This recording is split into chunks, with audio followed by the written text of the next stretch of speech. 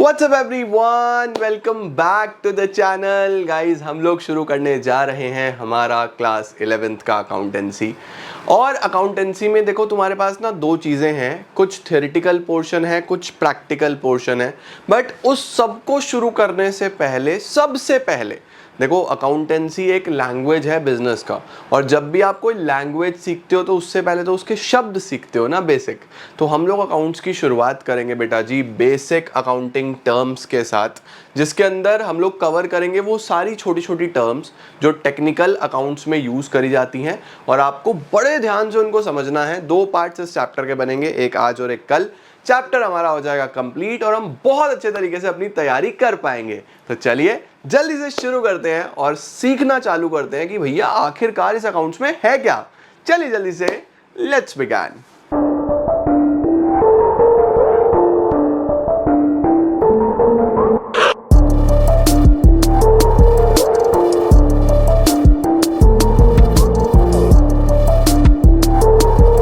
तो चलिए जी शुरू करते हैं बेटा जी हम लोग बेसिक अकाउंटिंग टर्म्स के साथ। और सबसे पहला जो हमारे पास टर्म आ रहा है वो है अकाउंटिंग टर्मिनोलॉजी। अकाउंटिंग टर्मिनोलॉजी का क्या मतलब है? देखो, टर्मिनोलॉजी का मतलब टर्म्स ही हैं। देखो, अकाउंट्स एक ऐसा सब्जेक्ट है जिसके अंदर आप बहुत सारी नई नई शब्द सीखोगे जो पहली बार सुनोगे, तो आपको सबका मतलब तो पता होना चाहिए ना, तभी तो आप इस सब्जेक्ट को अच्छे से पढ़ पाओगे। तो सर ये टर्मिनोलॉजी क्या है? इसके अंदर देखो लिखा हुआ है बिफोर रिकॉर्डिंग द ट्रांजेक्शन। अब सर ये ट्रांजेक्शन क्या है? देखो, जितना भी लेन देन होगा, जहां पे भी पैसे का इनफ्लो आउटफ्लो होगा, तो उस इकोनॉमिक एक्टिविटी को ही हम लोग क्या बोल रहे हैं यहाँ पे? ट्रांजेक्शन बोल रहे हैं। तो कोई भी लेन देन होगा, सेल परचेज होगा, कभी भी पैसा आएगा या जाएगा, तो कोई भी ट्रांजेक्शन को रिकॉर्ड करते टाइम बहुत इंपॉर्टेंट होता है कि वो जितनी भी टर्म्स यूज होंगी उनको आप अच्छे तरीके से सीखो। इन्हीं टर्म्स को हम अकाउंटिंग टर्मिनोलॉजी बोलते हैं। तो अब शुरुआत करते हैं बेटा। जो सबसे पहला टर्म आ रहा है वो है बच्चे हमारे पास एंटिटी। सबसे पहला जो टर्म है वो क्या है? एंटिटी। सर ये एंटिटी क्या है? देखो यार, आप जब भी अपना कोई भी बिजनेस स्टार्ट करोगे, आप कोई भी व्यापार चालू करोगे, आप कुछ भी बड़ा बनाने की कोशिश करोगे, तो आप उसका अपना नाम रखोगे। आपके पेरेंट्स अगर बिजनेस करते हैं तो आपकी दुकान का कुछ ना कुछ नाम होगा। आपकी दुकान किसी ना किसी नाम से जानी जाती होगी। For example XYZ provision store, XYZ enterprises, XYZ confectionery store, XYZ medical store, कुछ भी हो सकता है, राइट। तो आपके बिजनेस की खुद की एक पहचान होती है, मालिक की अपनी पहचान होती है, बिजनेस की अपनी पहचान होती है। तो बिजनेस की पहचान को ही हम लोग एंटिटी बोलते हैं। तो एंटिटी क्या है? कोई भी इकोनॉमिक यूनिट, यानी एक अपने आप में सक्षम unit, which may be business. वो बिजनेस भी हो सकता है और नॉन बिजनेस भी हो सकता है। सर बिजनेस और नॉन बिजनेस में क्या फर्क आएगा? बिजनेस में आएगा बेटा कि अगर कोई भी धंधा आपने खोला है जिसका मकसद पैसा कमाना है, जिसका एम अर्निंग इनकम है बाय प्रोवाइडिंग सर्विसेज या फिर गुड्स बेच के, जैसे LG हो गया, विप्रो हो गया, मारुति सुजुकी हो गया, आप बड़े बड़े ब्रांड्स देखते हो, वो सब बिजनेस एंटिटीज हैं।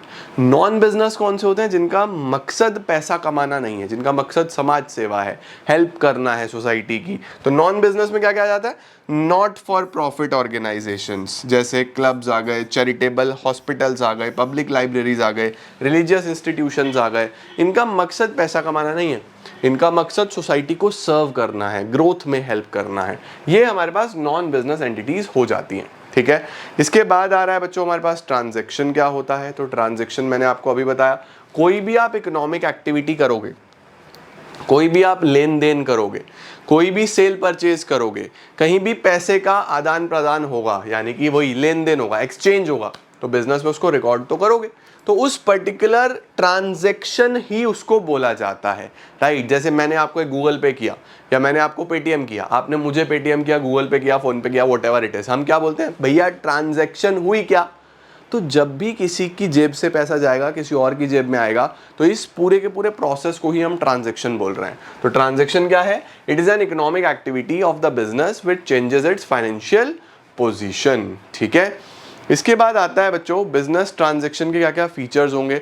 सबसे पहले ये कहीं ना कहीं किसी गुड्स या सर्विसेज के एक्सचेंज से रिलेटेड होगा। ये दो जगह इंपैक्ट करेगा। दो जगह इंपैक्ट मतलब किसी का फायदा तो किसी का नुकसान, ठीक है। One is debit, other is credit. One is debit, other is credit का क्या मतलब है, इसको भी अभी हम चर्चा करेंगे आगे। It involves an economic activity, कुछ ना कुछ धंधा, कुछ ना कुछ पैसे का लेन देन हो रहा है। बिजनेस ट्रांजेक्शंस दो तरीके का हो सकता है, एक्सटर्नल और इंटरनल।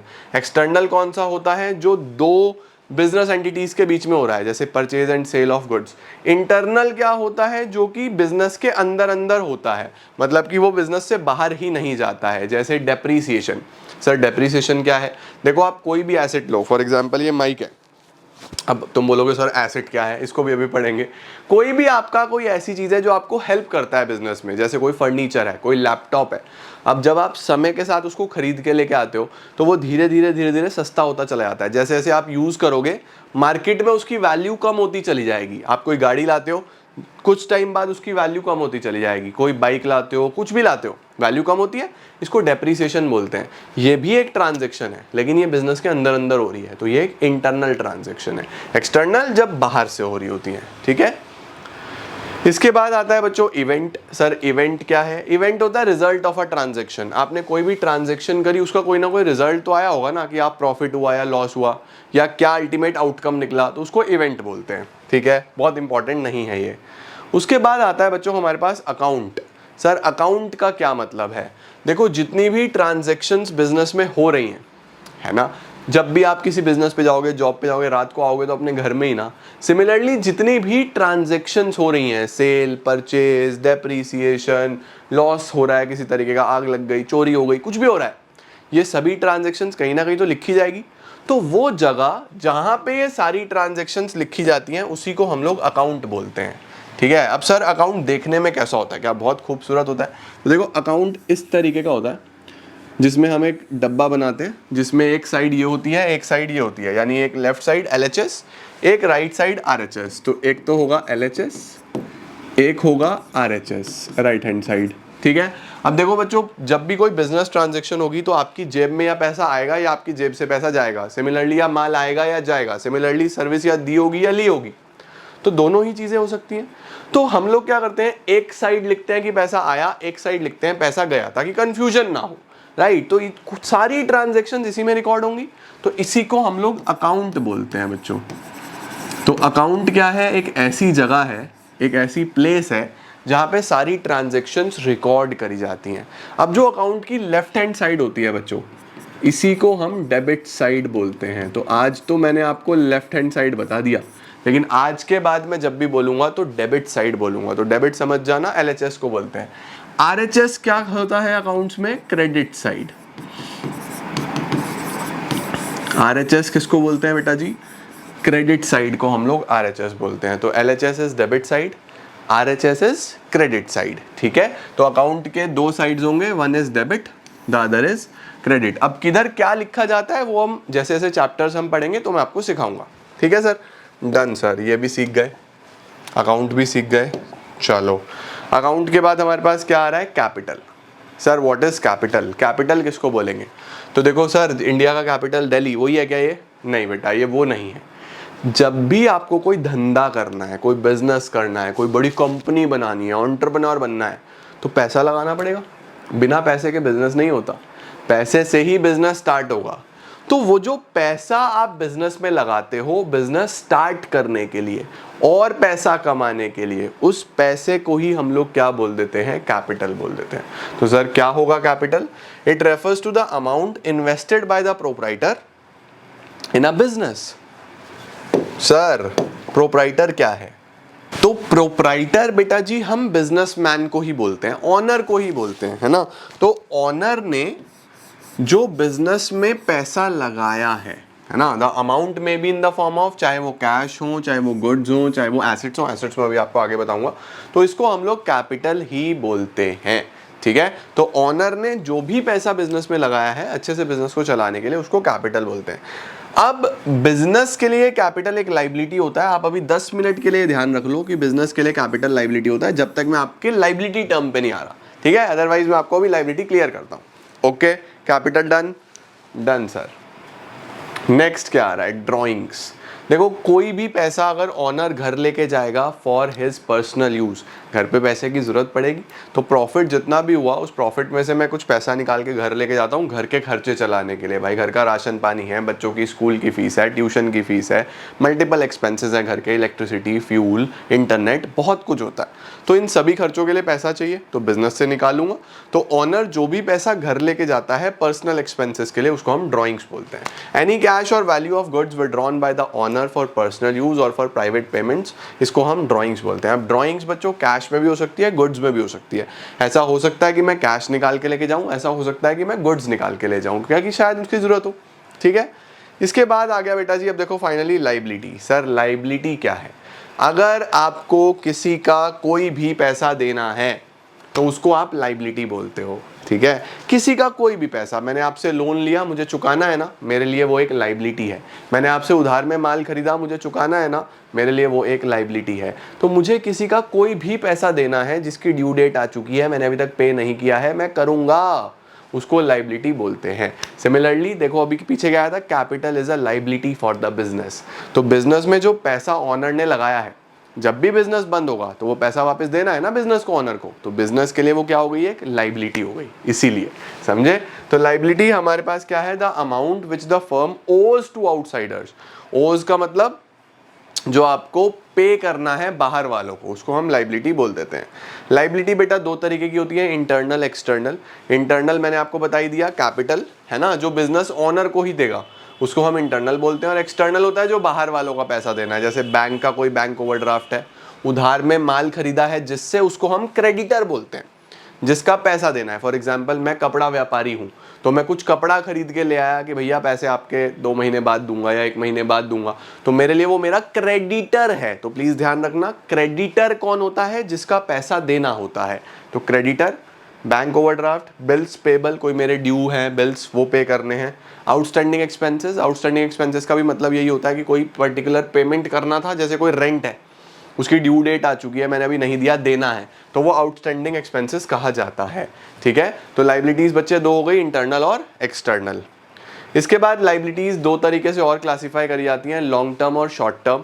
यानी अगर आपको कोई भी लाइबिलिटी का पैसा 1 साल के अंदर अंदर देना है तो वो शॉर्ट टर्म है, उसको हम करंट लाइबिलिटी बोलते हैं।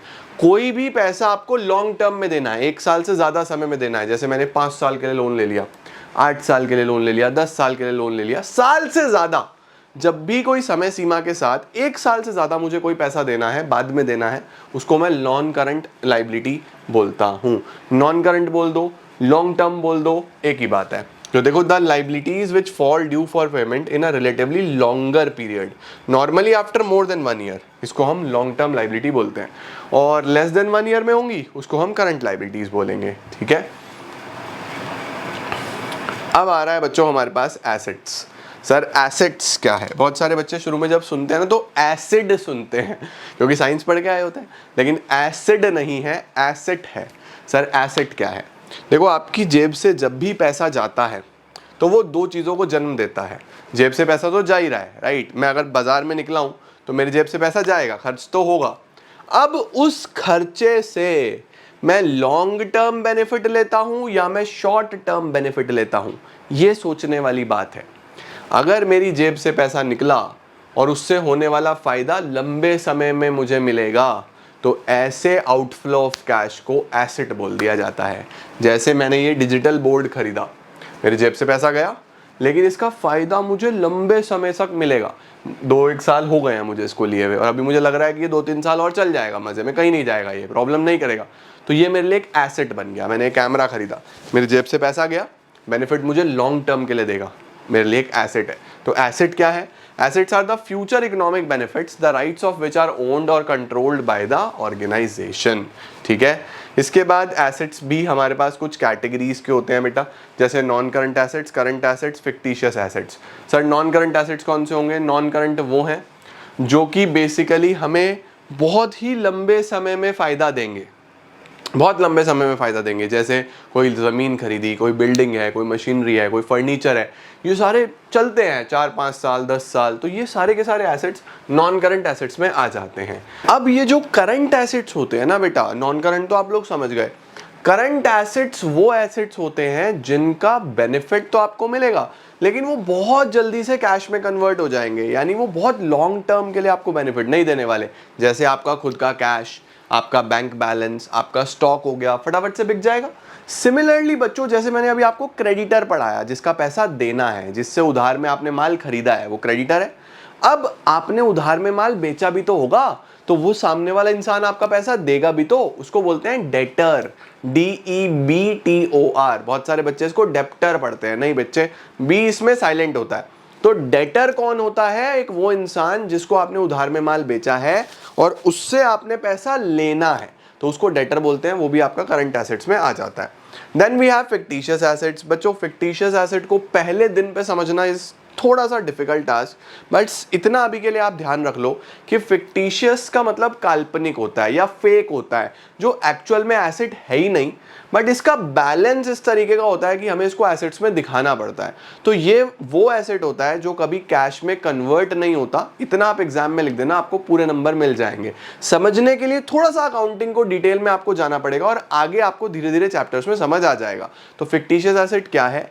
एक वो एसेट जो कभी भी कैश में कन्वर्ट नहीं होता है, but due to its debit balance इसको हमें एसेट्स में दिखाना पड़ता है। ठीक है, इसको फिक्टिशियस एसेट बोल देते हैं। अभी मैं आपको बहुत डिटेल में इसको समझाने की कोशिश भी करूंगा तो आपको समझ नहीं आएगा, क्योंकि आपको कुछ बेसिक्स पता नहीं है अकाउंटिंग के। तो इसके लिए बस बेसिक चीज़ें भी ध्यान रखो, अगले 2-3 चैप्टर्स में आपको ये क्लियर हो जाएगा। इसके बाद आ रहा है बच्चों हमारे पास जो नॉन करंट एसेट्स हैं, वो 2 तरीके के हैं, टेंजिबल और इनटेंजिबल। टेंजिबल कौन से होते हैं? जो आपको अपनी नज़रों से दिखाई देते हैं, जैसे आपका land, building, plant, machinery, furniture, देख सकते हो, टच कर सकते हो, उनको अच्छे से फील कर सकते हो। इनटेंजिबल आपके वो एसेट्स होते हैं जो आपको फ़ायदा देते हैं, जैसे आपकी रेपुटेशन, जैसे आपकी कोई कॉपीराइट है, भाई मेरी वीडियो है, ये मेरी वीडियो कोई और डालेगा तो मेरा अधिकार है कि ये मेरा कंटेंट है, मैं उसको कॉपीराइट मार दूंगा, है ना? तो ये मेरे लिए मेरा एसेट है, लेकिन एक इनटेंजिबल एसेट है, मुझे दिखता नहीं है, मेरा राइट है। राइट्स हमेशा इनटेंजिबल होते हैं। कोई कंप्यूटर सॉफ्टवेयर है, सॉफ्टवेयर हमेशा इनटेंजिबल होगा। तो नॉन करंट एसेट्स की 2 कैटेगरीज ये भी होती हैं, टेंजिबल और इनटेंजिबल। ठीक है, टेंजिबल कौन से हैं? Which can be seen and touched, land, building, plant, machinery, computer. Intangible कौन से होते हैं? जिनका कोई भी फिजिकल एग्जिस्टेंस नहीं होता, इसीलिए उनको आप सीन नहीं कर सकते, बस फील कर सकते हो। ठीक है, परफेक्ट है। एग्जाम्पल्स कौन कौन से होते हैं? गुडविल, पेटेंट, कॉपीराइट, ये हो जाते हैं। Then we have receipts. Receipts को पढ़ेंगे बच्चों हम नेक्स्ट क्लास में। आज मैंने आपको जितनी भी बेसिक टर्म्स कराई हैं, इनको आपको एक बार बहुत अच्छे से गो थ्रू कर लेना है। Whatever book you are following, if you want कि मैं बुक रिव्यू करूं, बुक्स के ऊपर एक वीडियो बनाऊं, तो वो भी मैं बना दूंगा। Just let me know in comment section, मैं जल्दी आपके लिए बुक्स पे भी वीडियो कर दूंगा। उसके साथ साथ सभी लोगों तक ये वीडियो शेयर करना, आपको अच्छी लगे, सब समझ में आया तो लाइक ज़रूर करना। कुछ डाउट है तो मुझे कमेंट सेक्शन में बताओ, मैं उसको ज़रूर सॉल्व करूंगा। आने वाली वीडियोस में सारा क्लियर कर दूंगा आपके doubts, and I can assure you कि आप बहुत अच्छे तरीके से पढ़ोगे। और मेरा भी टारगेट है बेटा जी कि हमें 3 मिलियन फैमिली तक पहुंचना है, इसी साल पहुंचना है। तो कीप सब्सक्राइबिंग, अपना प्यार, अपना सपोर्ट वैसे ही बनाए रखें जैसे आपके सीनियर्स ने over a period of years इस चैनल को इतना प्यार दिया है। मैं उतनी ही मेहनत करूंगा, उससे भी ज़्यादा मेहनत करूंगा, और मुझे पूरी उम्मीद है कि आप लोग भी उसी तरीके से प्यार करेंगे, सपोर्ट दिखाएंगे और चैनल को आगे लेके जाएंगे। Right, thank you so much guys for joining in. कल मिलते हैं कुछ और नई वीडियोज़ के साथ। टिल देन सी या, टेक केयर, बाय बाय।